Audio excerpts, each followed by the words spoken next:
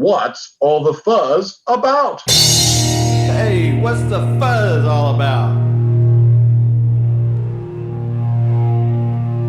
Well, I'm glad you asked.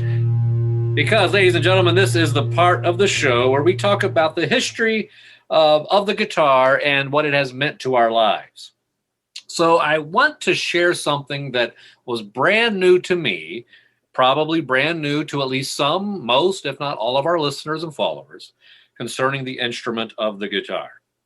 This comes from Marshall.com. You know, the Marshall stacks, Marshall amps, so forth. They have a section called Guitar Heroes. Sister Rosetta Tharp. Oh, yes. Yes. Just listen to this. Listen, this is just powerful stuff. Famously labeled the godmother of rock and roll, and for good reason. Sister Rosetta Tharp inspired many other legendary guitarists. She made an enormous impact on the guitar world with her musical contributions, combining gospel lyricism with upbeat rhythmic swing, creating an early version of rock and roll. Yes. In this article, we look into her musical history, playing style, and the gear she used to create her signature sound.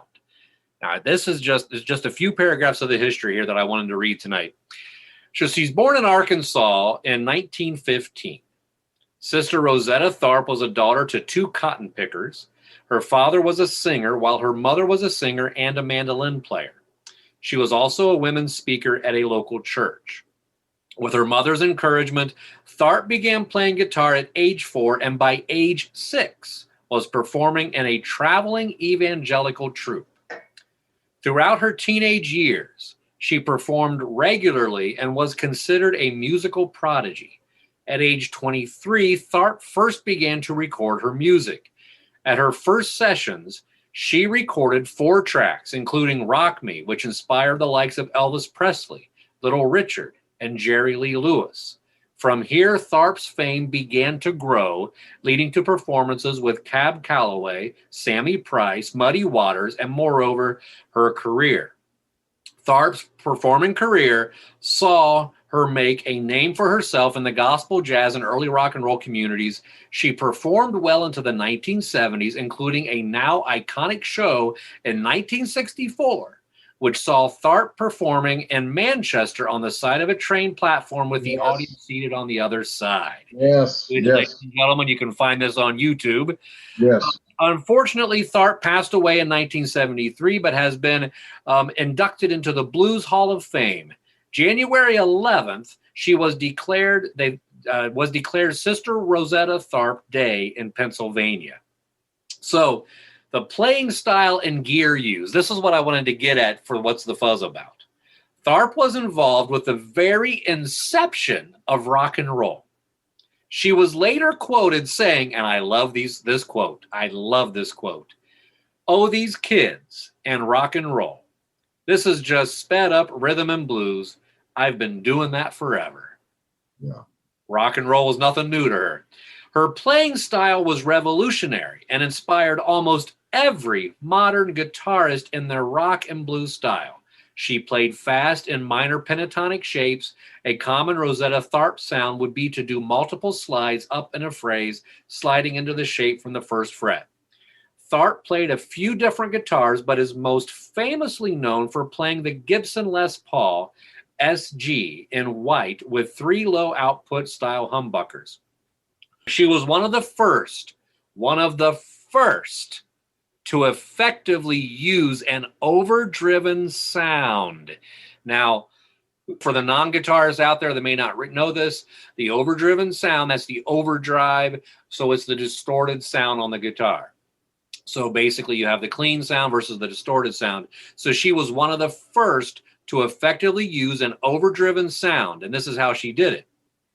By turning her small valve amp up as much as possible, and no pedals were used due to them not existing at the time. Tharp's playing style was all about the power, charisma, and confidence, and the tone was very much in her fingers for the most part. Now, the reason I wanted to include that with what is all the fuzz about tonight is because, number one, a couple weeks ago, I tweeted out who was the first one to do distortion. And so I got a lot of responses. No one guessed her, right? But this article, according to Marshall, she was at least one of the very first, just because she cranked it up. I liked the quote with the whole idea of rock and roll. That tells me that goes back to the idea there's nothing new under the sun kind of a thing, where she's like, oh, these kids doing rock and roll, it's nothing but this. I've already done it.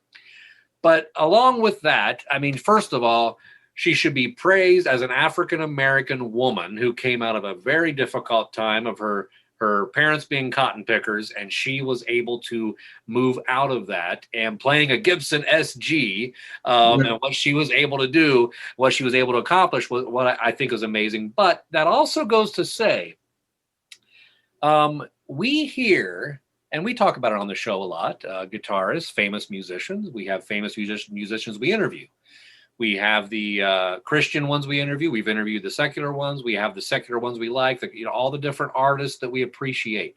You have guys like Eddie Van Halen, Joe Satriani, Jeff Beck, all of the incredible guitarists that we have heard over the years that have made the guitar what it is. I'm suggesting tonight she needs to be included in the conversation a lot more. Absolutely. And I also would like to just put it out there, which I'm sure you have some thoughts on this, Steve, is that this is just kind of the way it goes, isn't it? That the people that get the limelight, the spotlight, are great. No, I mean, yeah, they're great. But for every one of them, how many Tharps are there that are not in the conversation? I think I mentioned to you before, Steve, I was at the Grand Central Station, New York City, back in the 80s. And there was a guy there with a hat playing the guitar when I walked by. And I mean, just a phenomenal guitarist. And all I could think of was, why hasn't anybody signed this guy? Yeah. So life in general, being an artist, music, everything tends to fall back on being in the right place at the right time. So I say that to say this. If you're an independent artist, you haven't been signed, guess what? You are still making a huge impact on the music industry, and there are many people you're going to influence, whether you realize it or not. Here's Tharp, who influenced Elvis Presley. What else do you have to say, right? Absolutely. And as soon as you said Sister Ro, and I don't even know if you've gotten to Rosetta, immediately I knew who you were talking about. Folks, go check out Didn't It Rain or This Train. Those two tracks right there, millions of views on YouTube. Go check them out right now. And, look, we've said this before, but serious music lovers, check out the roots stuff. Check out that foundational stuff. And sometimes, let's be honest, people our age, we kind of will sometimes bash technology and so forth. But there's obviously a lot of great stuff that's come out of technology. And one of the things about YouTube or the other video channels, you can find historic performances, archival footage of these people. And the serious musicians, those that do have the spotlight, like you were talking about, will very often pay homage, give recognition to those people that were the inspiration for them, the foundation for them. Listen to those interviews, read those interviews on the websites, the music magazines, and then go check out that roots stuff. Go check that stuff out. You will be blown away, and it might even open you up to whole new avenues of music you didn't even know existed. Yeah. Especially with blues. Oh my goodness. So yeah, Sister Rosetta Tharp, can't beat her. Yeah. Awesome. So to tie this discussion in with theology for a moment. And I know many might be thinking, how does this go with theology? I remember sitting in church history class in college. We're going over the Reformation and learning about all these people leading up to the Reformation with Martin Luther. All these people that I'd never heard of my whole life growing up in the church, but I knew Luther's name. I didn't know anybody else's. So I remember going up to my professor and saying, so why is it that I've only heard Luther and I've never heard of these other guys? And his response was, and I'm paraphrasing, this is a long time ago, but his response was something to the effect of, well, it's just a matter of anything else in life. People pick and choose what they want to promote. And that is so powerful, because the same thing happens in the church world. Yes. Same things happen when, preachers get praised because they're this or they're that. You've probably heard the story before. Billy Graham always referred to it, Mordecai Ham, about how no one's probably ever heard of Mordecai Ham, but many people have heard of Billy Graham. Well, Mordecai Ham was the guy preaching when Billy Graham got saved, right? So I guess the biggest application lesson to take from this discussion is that if you don't feel like you're being effective enough because you're comparing yourself to others, it doesn't matter, because you are being as effective as you need to be where you are. Well, you're talking about, you're just, Martin Luther and we're all these other people. I think for a lot of folks, who are reading the Bible, they're reading, there's Acts chapter 2, there's the birth of the church, right? You got Peter, you got Paul, you got the boys, and then there is the 21st century church that you attend on the weekend. As if nothing happened for 2,000 years between the New Testament and your church. Right. Yeah. Guess what? 2,000 years of human existence, 2,000 years of the gospel of Jesus Christ being taught and preached, and 2,000 years of theology being developed out of Scripture, and the way you think about things today, that came from somebody. Yeah. And so to discover, and for me, it wasn't until I was in graduate school and church I was going to, and started talking to some people, and I find out about these people that generally referred to as the church fathers. And while I'd heard of Augustine, some people pronounce his name Augustine, man, I hadn't heard of Tertullian. I hadn't heard of Chrysostom. I hadn't heard of Gregory Nazianzen or Gregory of Nyssa. I hadn't heard of any of these guys. And suddenly I'm going, where were these guys? How come I didn't know about this stuff? Yeah. I discovered that. And then right on down through the centuries.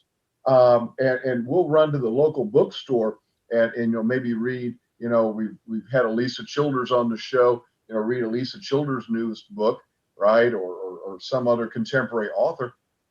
What about all these other folks as well who have written really valuable stuff that could help us grow in our faith? So, oh my goodness, yes, check into that stuff. Absolutely. And it's amazing because it just makes me wonder, let's just throw a number out there, 50 years from now, 2071, right? Who's going to discover and say, wow, this show influenced a lot of my life, and I never even heard of Wild Man and Steve? Who's going to say that? God willing, somebody. You know what? We will be saying it because, ladies and gentlemen, we're making the commitment right now. We will still be doing the show. In 2071? Yes, in 2071. Absolutely.